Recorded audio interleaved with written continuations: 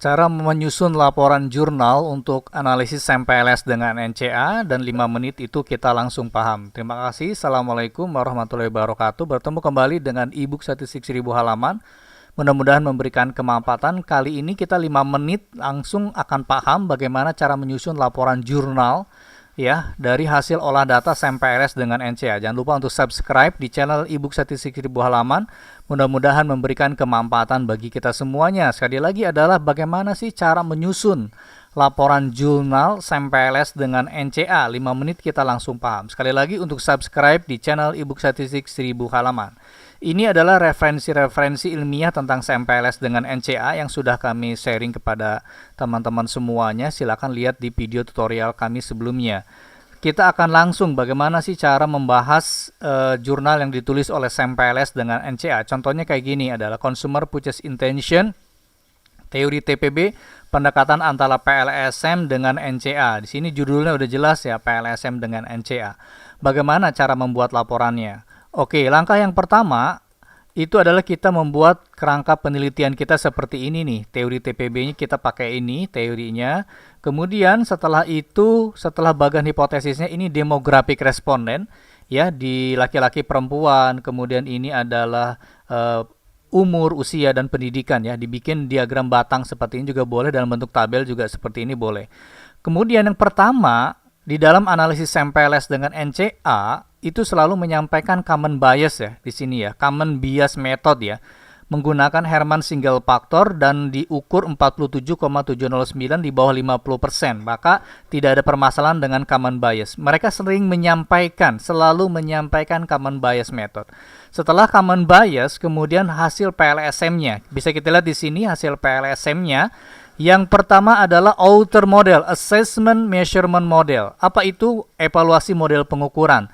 Terdiri dari loading vector, Krombah alpha, rho A, CR dengan AP dibikin dalam satu tabel singkat seperti ini. Loading vektornya berapa, Krombahnya alpha, rho A dan rho C atau CR dan AV-nya. Kemudian setelah itu mereka menggambarkan HTMT. Ini HTMT-nya berapa, tapi sekaligus dengan Fornell-Laker nih. Saya curiga ini udah digabung dengan Fornell dan Laker. Betul kan? Ini digabung dengan Fornell dan Laker ya. Jadi tabel garis miring melintang itu adalah akar AV, HTMT-nya diagonal upper. Dia sebutkan di sini adalah upper. Berarti yang di atas nilai-nilai dari diagonal ini namanya adalah HTMT, yang di bawahnya adalah korelasi. Jadi cukup menggabungkan satu tabel saja itu tentang validitas diskriminan, isinya HTMT dengan Fornell dan Laker. Bagian atas HTMT, bagian diagonalnya akar AV dan di bagian bawahnya korelasi. Ini menggambarkan tentang Fornell dan Laker. Model strukturalnya isinya apa aja? Setelah gambar ya, gambar hipotesis penelitian kita kayak begini, cukup dikasih bintang-bintang aja. Ini loading vector, ini path coefficient, ini bintang-bintang, orang udah paham. Reviewer dan pembaca udah paham, bintang 3 berarti signifikan di bawah 1%. Nah, bikin tabel strukturalnya sederhana, digabung nih semuanya. Jadi path coefficient, t-value, p-value, dan hasil dari bootstrapping dari confident interval 95%-nya dimasukkan ke sini, kemudian hasilnya supported dan tidak supported, diterima atau ditolak. Kemudian inner FIF untuk uji multicollinear, F square ya, ini untuk model struktural pada pengaruh pada model struktural, F square-nya, R square dan Q square. Jadi cukup satu tabel ini sudah menggambarkan pengaruh antar variabel. Kemudian dilanjutkan dengan hasil NCA-nya di bagian bawah. Kita lihat nih NCA-nya, Necessary Condition Analysis. Pertama gambarnya doang, NCA plot kayak begini nih. NCA plotnya ya, ini digambar pakai RStudio ya, digambar pakai RStudio ya. Bisa pakai SMPLS juga, Smart PLS 4, ini digambar pakai RStudio. Kemudian ini effect size-nya, dia dibikin tersendiri effect size-nya, signifikan semuanya. Berarti ini peranannya adalah medium. Tingkat necessary-nya medium. Antara 0,1 sampai 0,3 itu medium. Tapi attitude yang paling tinggi nih. Necessary paling tinggi adalah attitude. Kemudian terakhir dibikin bottleneck. Bottleneck satuannya persentase. Kalau satuan persentase atau persentase ini berarti outputnya keluaran RStudio. Sudah kami bahas di dalam jurnal video tutorial kami sebelumnya dan juga di e-book kami sudah ada. Ini dia. Ini bottleneck. Ini contoh yang pertama ya. Contoh yang kedua. Kita lihat nih, ini adalah contoh yang kedua jurnalnya, ditulis oleh pendiri dari yang banyak tulisan tentang NCA nih, Richter nih, Profesor Richter dari Norwegia. Oke, kemudian kita lihat dulu apa sih isinya dari jurnalnya dia. Setelah hipotesis, ya ini hipotesis nih, hipotesis kita sebutkan dengan kerangka teori, bikin bangunan modelnya. Bangunan modelnya kayak begini. Kemudian setelah bangunan model, pertama yang dilaporin apa aja nih? Common bias method juga sama nih. Common method varian dan common bias. Dia menggunakan Herman single factor. Ya, menggunakan Herman single factor. Kemudian untuk hasil demografiknya bentuk tabel seperti ini juga bisa, tabel ya, tabel aja. Kemudian evaluasi assessment measurement model. Model pengukuran isinya apa? Loading, compositability, AP. Cukup, dia nggak pakai Krombach alpha nih. Bisa juga, cukup CR aja. Jadi ini adalah validitas, ini reliabilitasnya dengan Krombach, dengan compositability CR aja, kemudian ditambahkan dengan AP. Cukup satu bagan. Tapi di bagan ini dimasukkan PLS predict nih. Ini output PLS predict cuman diumpetin, digabung di dalam satu tabel ini. Ya karena ini adalah variabel pertanyaan. IU ini mungkin variabel endogen nih.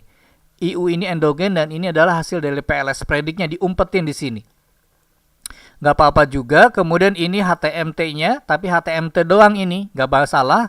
Tapi ini adalah HTMT dengan hasil bootstrap-nya nih. Ini nilai HTMT-nya, ini adalah hasil bootstrap HTMT-nya di dalam kurungnya. Untuk menjelaskan bahwa HTMT-nya di bawah 1. Sebenarnya dimasukkan dalam bootstrapping hasil ini antara nilai terkecil dan nilai terbesar estimasi dari HTMT-nya untuk menunjukkan bahwa HTMT-nya tidak mencapai angka 1. Nggak apa-apa di sini. Kemudian assessment structural model. Apa yang dimasukkan? Path coefficient, standard error, t-value, v-value, pengujiannya hipotesis atau enggaknya di sini. Kemudian selalu ada hasilnya, supported atau no, yes, no, yes, no, yes, no. Ya, maksudnya diterima atau ditolak, yes, ditolak, no. Kemudian selalu memasukkan 95% dari hasil bootstrap-nya. Ya, inner FEF, uji multikolinear, F square dengan R square. Sama seperti tabel yang tadi, selalu di jurnal-jurnal luar negeri dimasukkan 5% dan 95% hasil dari bootstrap taksilan parameternya. Biar mereka tuh ingin tahu sejauh mana hasil pengaruh tersebut. Dan untuk NCA, apa aja yang dilaporin nih? NCA. Nih, NCA-nya yang dilaporin yang pertama adalah hasil dari gabungan PLSM dengan NCA di sini digabung ya. Ini hasil dari PLSM dengan NCA, kemudian di bawahnya kesimpulan bersama. Overview of finding for PT. Ya, untuk penelitiannya dia hasil PLSM-nya apa nih? PLSM research, hipotesis supported not supported, NCA research supported not supported, kemudian interpretasinya. Jadi gabungan antara PLSM dengan NCA ini interpretasinya. Nah, ini juga sama, overview paling untuk variabel IU. Ini hasil dari PLSM, hasilnya. Kemudian ini hasil dari NCA result, hasilnya. Ini adalah interpretasinya. Interpretasinya. Oke, kalau kita simpulkan apa Pak Sofian? Kita simpulkan jadi hasil gabungan SMPLS per NCA, outer model, loading, Krombach alpha, reliabilitas, AP, HTMT, optional, common bias. Common bias dari dua jurnal tersebut dilaporkan, inner model, pengujian hipotesis, inner FEF, multikolinear, S square, Q square, SNMR, PLS predict atau CP4 kita masukkan, dan NCA-nya dimasukkan effect size, NCA plot, dan bottleneck, serta gabungan antara keduanya. Kami sudah membuat 3.000 halaman tentang ibu kami, ada 5 jilid. Ini adalah gabungan antara SMPLS dengan NCA, ada di buku merah ini, dan ini adalah link ibu kami. Terima kasih. Assalamualaikum warahmatullahi wabarakatuh.